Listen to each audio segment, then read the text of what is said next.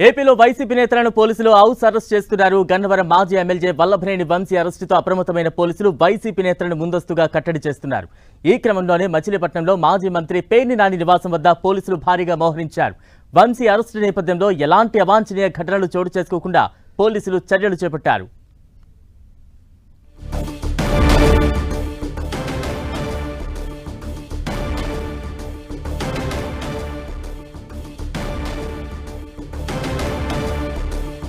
Breaking news చూస్తున్నాం. ఏపీలో YCP నేతలను పోలీసులు హౌస్ అరెస్ట్ చేస్తున్నారు.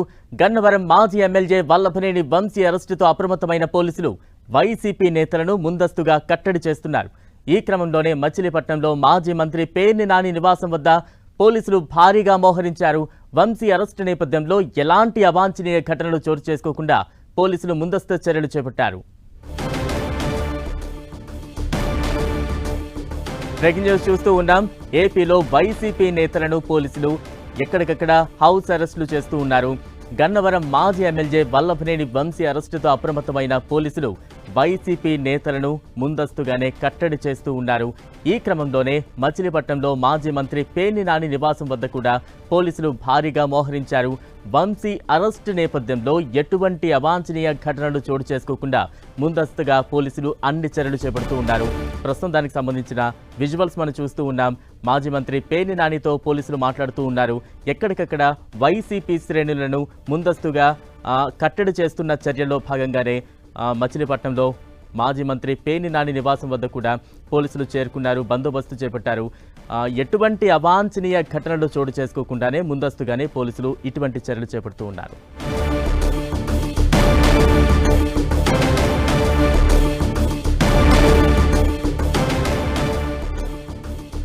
బ్రేకింగ్ న్యూస్ చూస్తూ ఉన్నాం. ఏపీలో వైసీపీ నేతలను పోలీసులు హౌస్ అరెస్ట్ చేస్తూ ఉన్నారు.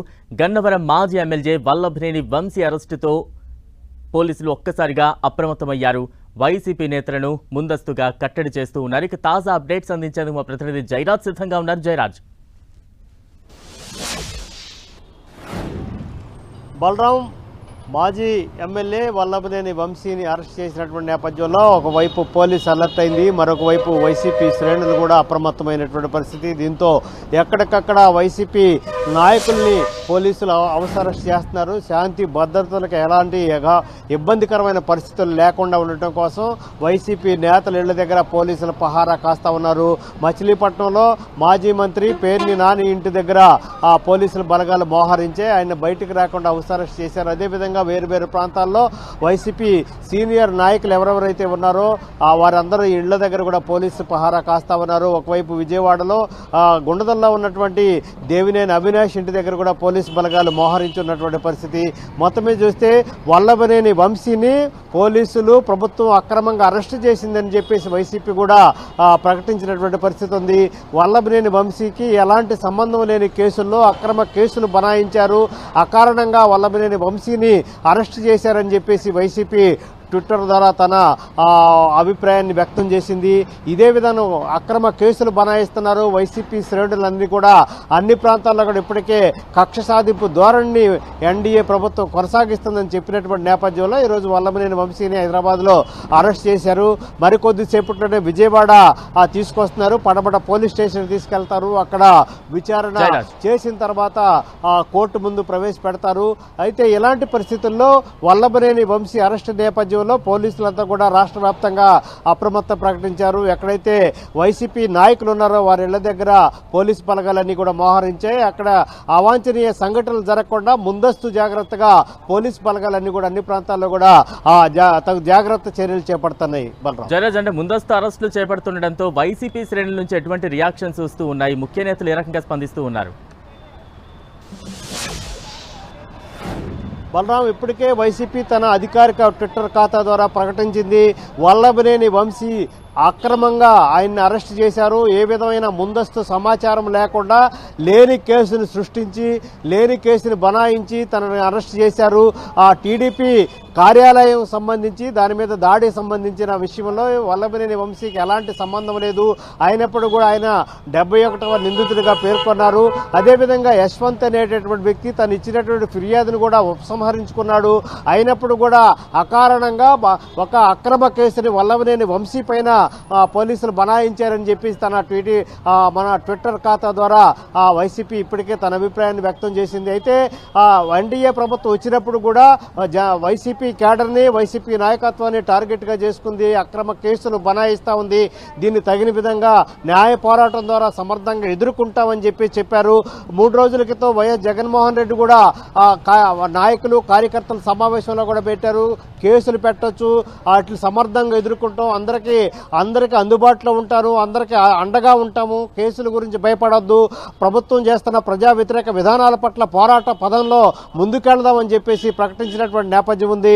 దీంతో ఎక్కడికక్కడ వైసీపీ శ్రేణులు అప్రమత్తం చేసే పరిస్థితి ఉంది. ఈ కేసులకు కానీ భయపడొద్దు, కేసులు సమర్థంగా న్యాయ పోరాటం ద్వారా ఎదుర్కొందామని చెప్పేసి అధినేత మాజీ ముఖ్యమంత్రి వైఎస్ జగన్మోహన్ రెడ్డి ఒక పక్కన 2-3 రోజుల క్రితం ప్రకటించినటువంటి నేపథ్యం ఉంది.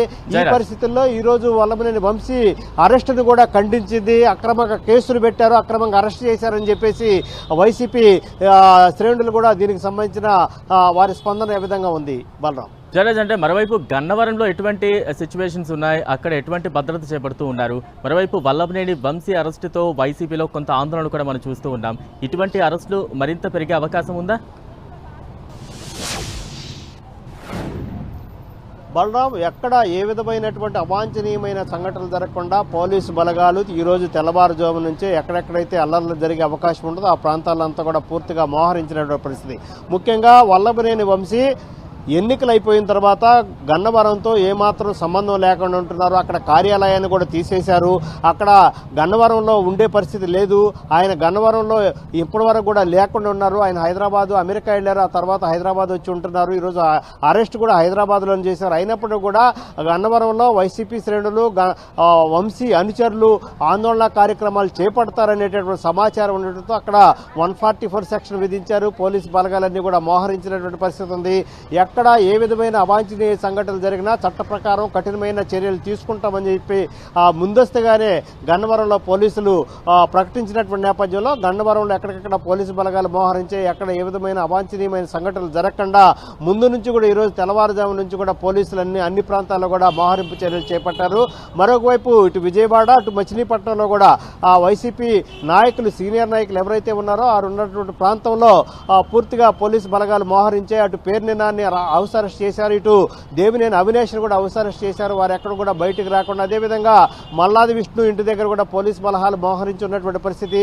ఈ విధంగా మొత్తం విజయవాడ, ఇటు ఎన్టీఆర్ జిల్లా, అటు కృష్ణా జిల్లాలో ఉన్నటువంటి సీనియర్ వైసీపీ నాయకులు, మాజీ మంత్రులు ఇళ్ల దగ్గర పూర్తిగా పోలీసు బలగాలు మోహరించున్నటువంటి పరిస్థితి ఉంది. ఎక్కడ ఏ విధమైన అవాంఛనీయమైన సంఘటనలు జరగకుండా పోలీసులు ముందస్తు చర్యలు తీసుకున్నారు. దీనికి సంబంధించి ఇది అక్రమ అరెస్టు, అక్రమంగా కేసులు బనాయించారని చెప్పేసి వైసీపీ నాయకులు ఇప్పటికే పేర్కొన్నటువంటి నేపథ్యంలో న్యాయపరంగా, చట్టపరంగా పూర్తి స్థాయిలో దీన్ని ఎదుర్కొంటామని చెప్పేసి వైసీపీ ఇప్పటికే ప్రకటించింది. Balaram. Right, thank you Jayaraj.